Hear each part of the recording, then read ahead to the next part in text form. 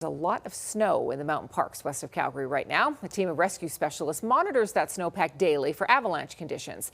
And then that data is shared with avalanche.ca to create bulletins for any of you who might be heading out into the backcountry. Here's Kevin Fleming. He's on constant alert in Kananaskis country south of Canmore. Mike Kopang says some regions are recording record snowfalls, and he's here looking for signs of avalanches. We have had a bit of a winter of extremes, if you think about it that way. It was, extremely warm at the start of the year. We had a lot of rain crusts. Then we had an extremely large amount of snowfall, which was great. Kopang uses a compression test to see how the two weak layers in the snowpack could fracture, resulting in an avalanche. But here, it's stable. It was really, really good. We've had 250 millimeters of water equivalent that's fallen on top of that crust, and it came in fairly reasonable temperatures.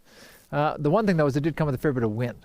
So when you got a bunch of new snow, a bunch of wind, and some warm temperatures, it does promote cornice development. Kopang hasn't seen evidence of natural avalanches here lately, but there's always a chance of human-triggered slides, like the one recently just outside the Lake Louise ski resort boundaries. I think the big takeaway from that was it was a thin area. And thin snowpack areas are where it's weak. We're talking about that a fair bit in the avalanche bulletin right now. I think the big thing from that is really, really fortunate that nobody got hurt. Jeff Dent is checking out the 2-hour route he and Darvin Harden are planning to hike today. They're choosing a safe area that they know well. Dent says it's been an interesting winter. Mixed, actually. Pretty warm for the most part.